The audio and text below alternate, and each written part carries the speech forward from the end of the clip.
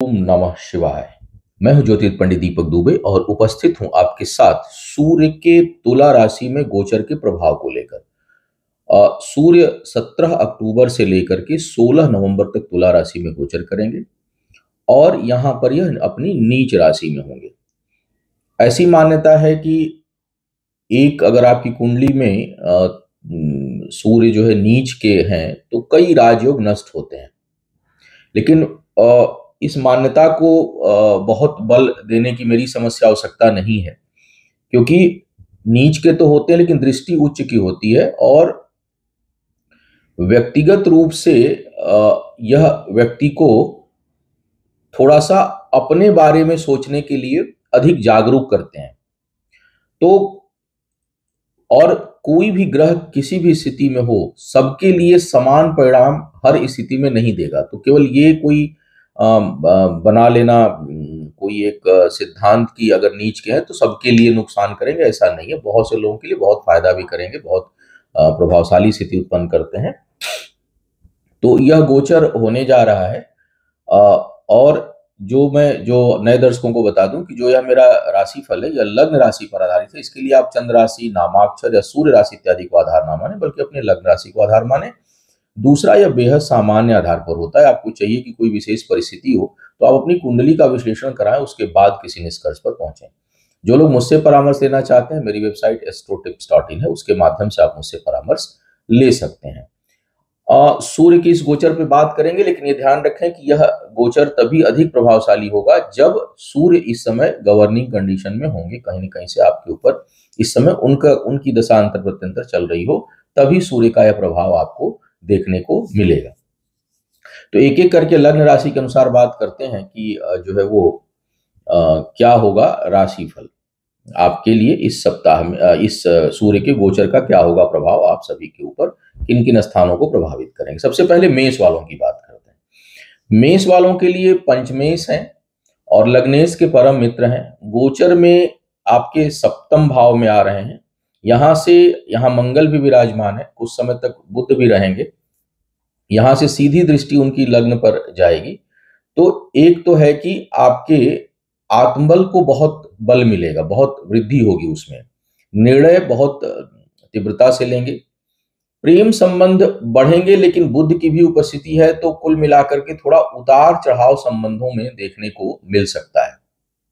प्रगाढ़ता भी होगी, लेकिन क्षणिक आवेश के चलते उसमें डिस्टरबेंस भी आ सकता है। तो वैवाहिक जीवन हो या गहरा प्रेम संबंध हो, उसमें थोड़ा अस्थिरता का अनुभव आप कर सकते हैं। कार्य व्यापार में वृद्धि के लिए यह योग अच्छा है। शिक्षा प्रतियोगिता में भी बल मिलेगा, क्योंकि आत्मविश्वास बहुत अच्छा इस समय आपका बढ़ चढ़ के रहेगा। थोड़ा सा बहुत से लोगों को शरीर के ऊपरी हिस्से में कष्ट की अनुभूति हो सकती है। कोई कैपिटल डैमेज नहीं होगा, लेकिन हाँ, कुछ ना कुछ तकलीफ जो है वो हो सकती है आपके लिए। वृषभ वालों के लिए सुखेश है और गोचर में नीच राशि में आ रहे हैं छठे भाव में। थोड़ा सा कर्ज इत्यादि लेने से आपको बचना चाहिए। कोई बड़ा कर्ज इस समय ना लें। व्यय की अधिकता रहेगी। घर परिवार की जो है वो जिम्मेदारियों के ऊपर आपका धन अधिक मात्रा में खर्च हो, इसकी संभावना बनेगी।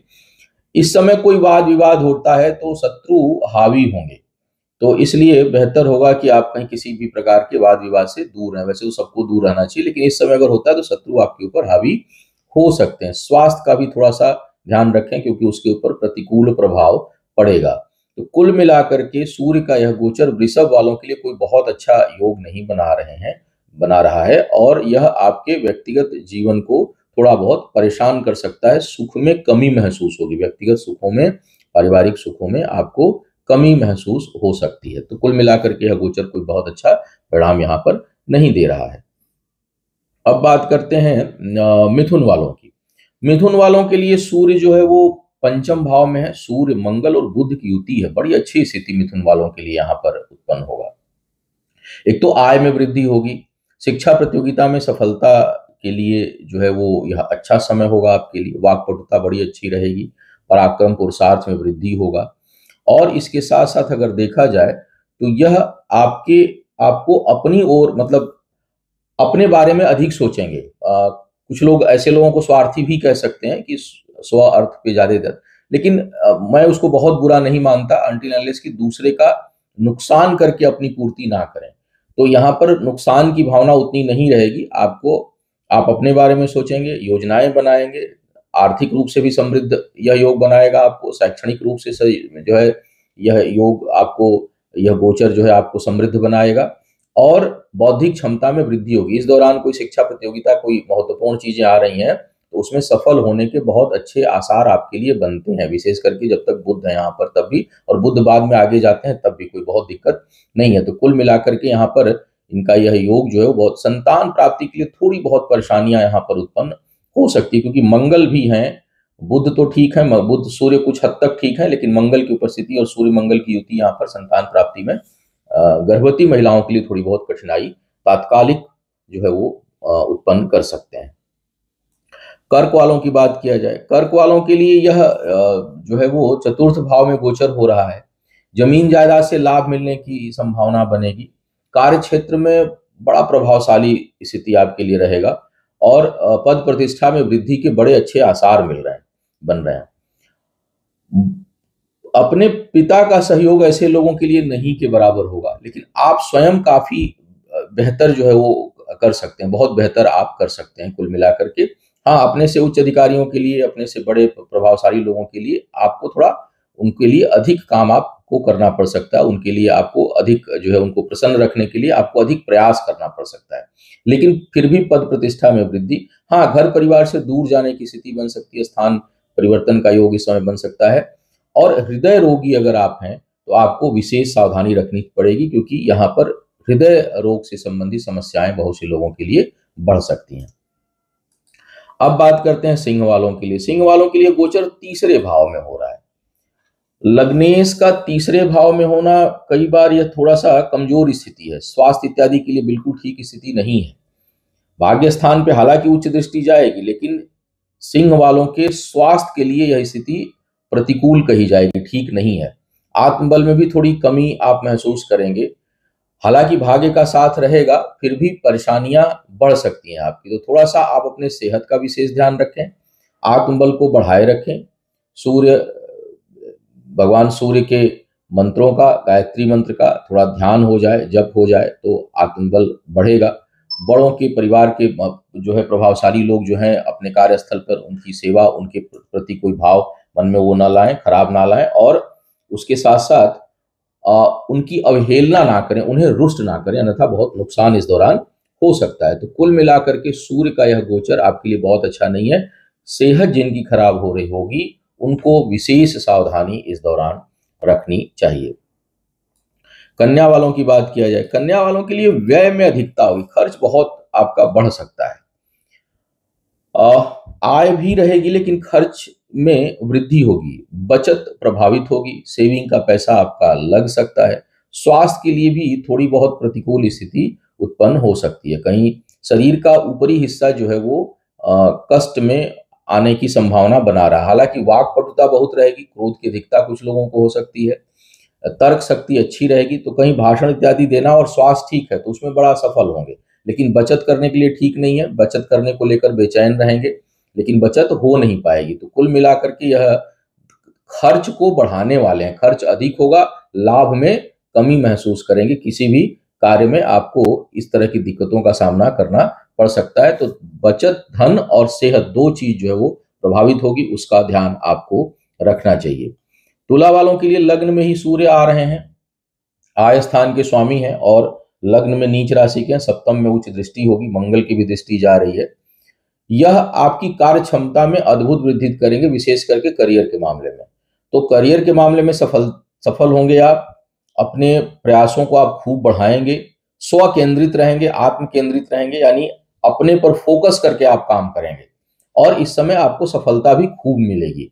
सहयोगियों का भी साथ मिलेगा, जीवन साथी का सहयोग या जीवन संगिनी का खूब सहयोग और साथ इस दौरान मिलेगा, और मिलजुल करके खूब आगे आपका काम बढ़े, इसकी प्रबल संभावना इस दौरान बन रही है। थोड़ा सा शरीर का, विशेष करके चेहरा और मस्तिष्क, इसका थोड़ा ध्यान रखें, यहाँ पर कुछ लोगों को कष्ट की अनुभूति हो सकती है, किसी प्रकार की समस्या उत्पन्न हो सकती है, लेकिन पद प्रतिष्ठा के मामले में, उन्नति के मामले में, धन के मामले में, व्यापार के मामले में बड़ी अच्छी स्थिति उत्पन्न हो रही है, और लोग खींचे चले आएंगे आपकी तरफ, और कुल मिलाकर के यह आप अपने लिए जो है वो केंद्रित होकर के, फोकस्ड होकर के इस समय आप काम करेंगे और खूब सफलता आपको प्राप्त हो, इसकी संभावना आपके लिए बन रही है। वृश्चिक वालों के लिए यह द्वादश भाव में गोचर है, मंगल के साथ, बुध के साथ, तो दशमेश लग्नेश आयेश की युति हो रही है। इस समय स्थान परिवर्तन का प्रबल योग बन रहा है। थोड़ा बहुत भटकाव होगा, लेकिन स्थान परिवर्तन और सुदूर गमन से खूब लाभ मिलेगा। स्थायी कुंडली में अगर ऐसा योग हो तो ऐसे लोग अक्सर क्या 99% जो है जन्म स्थान से दूर जाकर के ही खूब सफल होते हैं और खूब उन्नति करते हैं। तो यह स्थान परिवर्तन के लिए यह उचित समय होगा। स्थान परिवर्तन की संभावना भी बनेगी और वह लाभकारी होगी अगर दशा अंतर्दशा खराब ना चल रही हो। ये भी ध्यान रखें कि जन्म कुंडली में द्वादश भाव पीड़ित ना हो, नहीं तो कई बार ऐसी ऐसी बातें आती हैं कि द्वादश भाव में जो है राहु बैठे हैं या राहु चंद्रमा बैठे हैं तो चलायमान है, ले जाएंगे। लेकिन होता क्या है कि ऐसे लोग दूर जाकर के बहुत कष्ट पाते हैं। तो स्थायी कुंडली में अगर योग है तो कष्ट पाएंगे, और गोचर में ये ग्रह है तो ये ले जाएगा अभी। तो हमेशा गोचर के साथ साथ स्थायी कुंडली में देखें कि द्वादश भाव पर कोई दुष्प्रभाव तो नहीं है, अन्यथा यह जन्म स्थान से अपने दूर जा करके ऐसे लोग बहुत कष्ट पाते हैं और कई बार बहुत वहां समस्याओं में घिर जाते हैं। तो आपको ये ध्यान रखना होगा कि ठीक है, गोचर में तो यह ले जा रहा है वर्तमान तत्काल में, क्योंकि गोचर का प्रभाव तात्कालिक होता है, कुछ समय के लिए होता है। तो अभी तो बहुत लाभ की स्थिति उत्पन्न होगी, इसमें कोई दो राय नहीं है। यह शुभ है जाने के लिए, लेकिन स्थायी कुंडली जरूर देखिए कि उसमें किस प्रकार का योग द्वादश भाव में बना हुआ है। फिलहाल यह आपके लिए बेहतर है। शत्रु परास्त होंगे, कर्ज इत्यादि लिए होंगे तो उससे आप मुक्त होंगे, और कुल मिलाकर के यह वृद्धि का संकेत दे रहा है। हालांकि खर्च भी खूब रहेगा, लेकिन वृद्धि भी खूब होगी वृश्चिक वालों के लिए। अब धनु वालों की बात किया जाए। धनु वालों के लिए यह युति हो रही है, बुध, मंगल और सूर्य एक साथ, सूर्य नीच के हो रहे हैं एकादश भाव में। ऐसे लोग अपने पिता से अधिक धन अर्जित करते हैं, कमाते हैं, और ऐसे लोगों के जीवन में पिता का जो अगर स्थायी कुंडली में हो, स्थायी कुंडली की भी चर्चा कर ही लेता हूँ थोड़ा थोड़ा, तो ऐसे लोगों को पिता का सहयोग नहीं के बराबर मिलता है। बौद्धिक क्षमता बहुत अच्छी है, आय जल्दी प्राप्त होगी, इस समय भी आय के स्रोत आपके बढ़ेंगे। प्रमोशन, इंक्रीमेंट के चांसेस आपके इस समय बन रहे हैं। कहीं ना कहीं आपको आपकी आय में वृद्धि हो, पद प्रतिष्ठा में वृद्धि हो, सम्मान में वृद्धि हो, प्रमोशन प्राप्त हो, इन सभी चीजों के लिए समय बड़ा अनुकूल है। संतान प्राप्ति के लिए भी यह समय बड़ा अनुकूल दिखाई दे रहा है। तो कुल मिला के भाग्य का साथ है, और उन्नति के लिए खूब जो है वो आप उन्नति आपको प्राप्त होगी, ऐसी संभावना बन रही है। बहुत से लोगों के लिए आय इत्यादि के दृष्टिकोण से दूर जाने का भी योग बनेगा। तो कुल मिलाकर के सूर्य का यह गोचर और युति सब बहुत अच्छा है आपके लिए, और ये बहुत बेहतर परिणाम देता हुआ दिखाई दे रहा है। मकर वालों के लिए दशम भाव में नीच के सूर्य हो रहे हैं और हैं आपके अष्टम भाव के स्वामी। यह पिता के लिए ठीक नहीं है, तो अपने पिता की सेहत का विशेष ध्यान रखिए, अपने मान सम्मान का भी ध्यान रखिए, क्योंकि उसमें भी कुछ न कुछ कठिनाई आए इसकी संभावना है। हालांकि कई लोगों के लिए पद प्रतिष्ठा में थोड़ी बहुत वृद्धि होगी, लेकिन इसमें शोषण बहुत होगा। मतलब जैसा आप चाह रहे हैं वैसा आप नहीं फील करेंगे। आपका वर्कलोड बहुत बढ़ेगा, थका देने वाली स्थिति उत्पन्न होगी। जमीन जायदाद, भूमि इत्यादि के लिए समय बड़ा उपयुक्त होगा। अगर उसमें कोई निवेश करना चाहते हैं तो कर सकते हैं, लेकिन यह जो है वो कुल मिलाकर के थोड़ा सा थका देने वाला, परिश्रम अधिक परिणाम कम, इस तरह की स्थिति आपके लिए उत्पन्न होगी। और पिता अगर हो तो उनका विशेष ध्यान आपको रखना चाहिए। अब बात करते हैं कुंभ वालों के लिए। कुंभ वालों के लिए भाग्य स्थान पर यह युति हो रही है, और यहाँ पर जो है वो सप्तमेश होकर के भाग्य स्थान पर आ रहे हैं, मंगल के साथ, बुध के साथ युति है। तो यह कार्य व्यापार में वृद्धि के लिए बड़ा अच्छा योग बन रहा है। यहाँ पर जो लोग अविवाहित हैं, विवाह के लिए प्रयास कर रहे हैं, उनके लिए भी यह समय अच्छा होगा। और जीवन साथी या जीवन संगिनी का खूब आप करें या ना करें, लेकिन उसका सहयोग बहुत अधिक आपके जीवन में रहेगा। इस समय जो नई चीजें हैं वो आपके रास्ते में अनायास आती रहेंगी, आपको स्वतः प्राप्त होती रहेंगी। कोई नया प्रोजेक्ट, कोई नया वेंचर आप इस समय खोल सकते हैं, उसमें सफलता प्राप्त होगी। आत्मविश्वास खूब बढ़ा चढ़ा रहेगा आपका, और खूब बढ़ चढ़ करके काम इस समय करने की स्थिति आपके लिए उत्पन्न होगी। तो कुल मिलाकर के सूर्य का यह गोचर और युतियां सभी आपके लिए कई मामलों में बड़ी फेवरेबल है। लोगों का सहयोग आपको खूब प्राप्त होगा, चाहे वो परिवार के लोग हों, चाहे बाहर के लोग हों, इस समय खूब सहयोग प्राप्त होगा और हर चीज में वृद्धि देखने को मिलेगी। विशेष करके जो व्यापारी वर्ग है उनको बहुत, उनके लिए बड़ा यह सुखद स्थिति उत्पन्न करेंगे। मीन वालों के लिए अष्टम में गोचर हो रहा है। मंगल भी हैं, बुध भी हैं, केतु आपके छठे भाव में। कुल मिलाकर के यह स्वास्थ्य के लिए ठीक नहीं है। हालांकि वाणी बड़ी प्रभावशाली रहेगी, बचत के लिए प्रयास करेंगे और जिनका काम ब्याज इत्यादि का है उससे आपको लाभ प्राप्त होगा। कर्ज इत्यादि समाप्त होने की संभावना बनेगी और कहीं इंटरेस्ट पर जो लोग पैसा देते हैं उनको लाभ प्राप्त होगा। वाणी प्रभावशाली रहेगी, ओजपूर्ण रहेगी, लेकिन स्वास्थ्य का अपना ध्यान रखिएगा। स्वास्थ्य के दृष्टिकोण से यह ठीक नहीं है। शरीर का निचला हिस्सा चोट चपेट सर्जरी के प्रभाव में आ सकता है, तो उस दृष्टिकोण से यह ठीक नहीं है। अन्यथा धन के दृष्टिकोण से, आत्मबल के दृष्टिकोण से, बौद्धिक क्षमता के दृष्टिकोण से, कर्ज शत्रु इत्यादि समाप्त हो इसके दृष्टिकोण से यह काफी अच्छा प्रभाव सूर्य यहाँ पर देंगे। लेकिन स्वास्थ्य के मामले में आपको सावधान रहना चाहिए। तो यह था सूर्य के गोचर का संभावित प्रभाव। उम्मीद है आपको मार्गदर्शन मिला होगा। आपका आने वाला समय शुभ हो, आयु आरोग्य और ऐश्वर्य की वृद्धि हो। इन्हीं शुभकामनाओं के साथ आपसे विदा लूंगा। पुनः मुलाकात होगी किसी नए विषय पर, तब तक के लिए मुझे आज्ञा दीजिए। ओम नमः शिवाय।